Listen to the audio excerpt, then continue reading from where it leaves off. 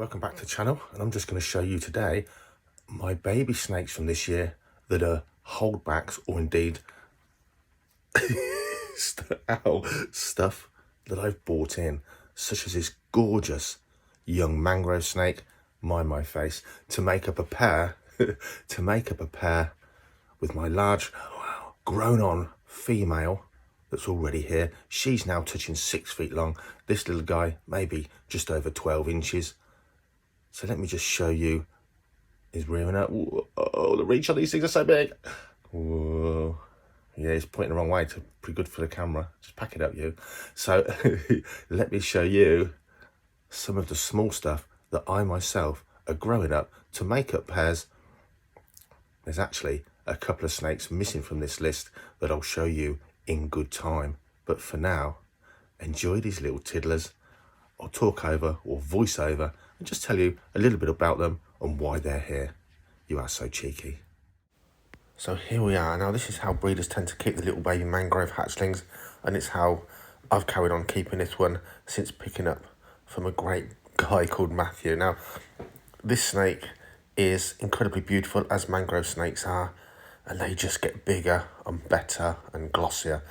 The only downside with keeping them like this is if they're only strike feeding and they're not drop feeding like this one is. This one came from Matthew. He knows I know my stuff, and he'd been strike feeding and fiddling about with his snake for quite a while. It was a bit of a fussy one. We've took it on, but I have to get it out, dangle it off my finger, turn the lights down low, offer a pinky mouse on forceps, and when it grabs one and doesn't spit it out straight away, spend a good few minutes keeping very still for it to eat. I found in the past putting these guys in small open fronted enclosures where you can come in at night and feed them works well. And indeed here, this is the adult female that little boy's going to grow into be a pair with, and now getting on for 6 feet long. But this one the same. I ended up going in at night, opening the front doors of their small enclosure when it was actively looking for food, and relaxed at night and feeding it like that off forceps. Okay, something completely different, not part of a breeding project. I no longer breed any corn snakes, but this little guy came from a good friend of mine that's been breeding, well, they've been breeding corn snakes since they were kids almost. So the first time I ever felt or held a scaleless snake was this one's mum. And they bred some scaleless this year, and I said, do you fancy swapping one, exchanging one for a blue beauty? So that's what we've done. And this little guy, his job will be purely for part of my school education team, where we talk about scales and snakes not being slimy, and it really gives us a good glimpse on that, the feel of scales versus not having any scales at all on top of their skin. A great looking little snake, and the scaleless, of course, really shows a different pattern as the light or the colour isn't refracting or shining through those scales.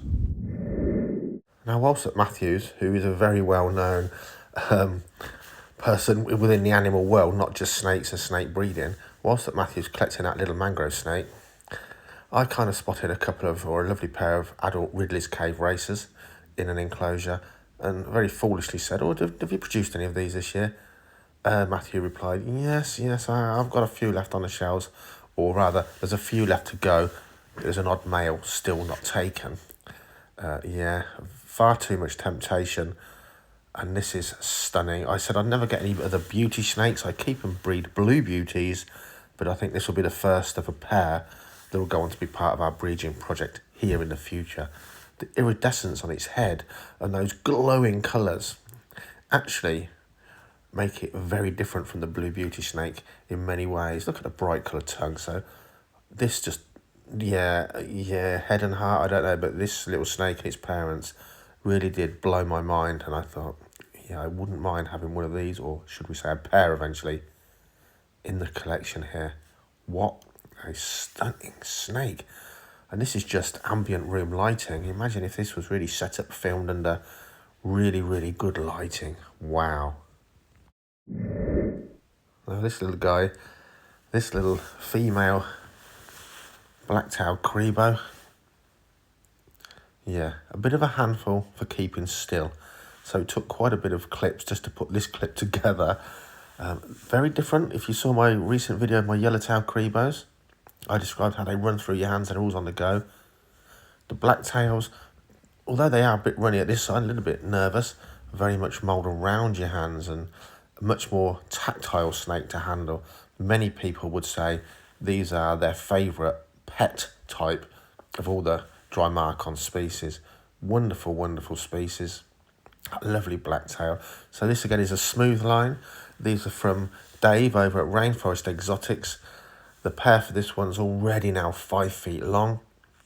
This little guy probably doubled in weight since I've had him this year, or rather her this year. The bigger one's a male.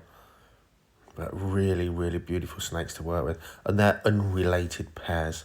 And I'm pretty sure from what Dave said, these are from Black Pearl's stock from the States. So good quality lines, unrelated pair to sort of be working with. Again, just trying to get something that you can see here of this snake. So we've tried a different angle. It certainly didn't want to sit still.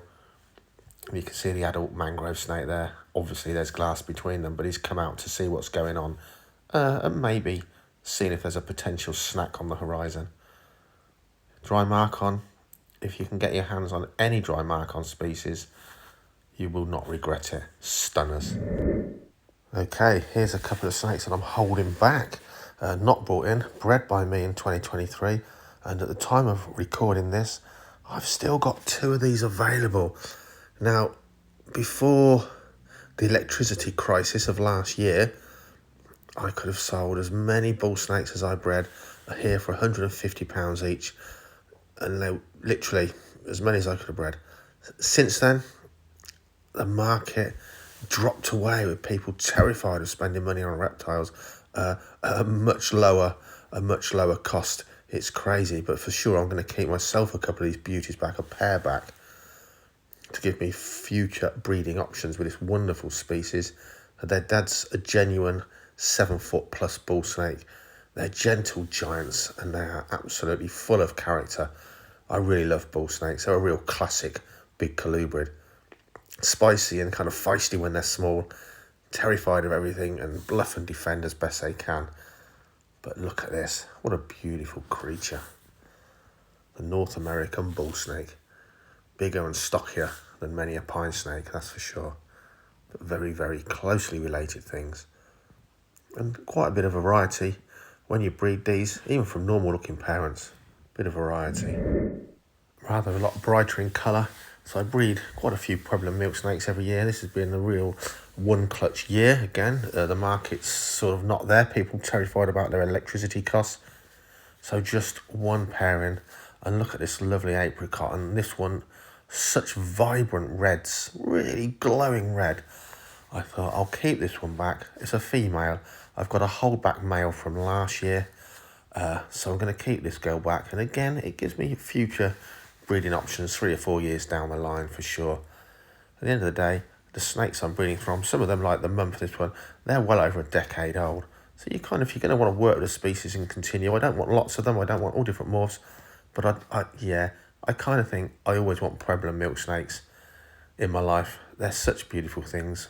And seeing a clutch of Pueblans hatch, they may be relatively common and easy to get and you know, not a high value animal for a monetary value, but for sure, when you see a clutch of these hatch, it is like Christmas Day. All the different markings, patterns, colours, all different combinations. Some have wide red bands like this one, some have really thick wide black bands, some have white bands, some have apricot bands. But this one just stood out to me. I just thought, she's really vibrant and the reds on it I just think are lovely. So a keeper for sure. Thanks for watching and I'll see you in the next one.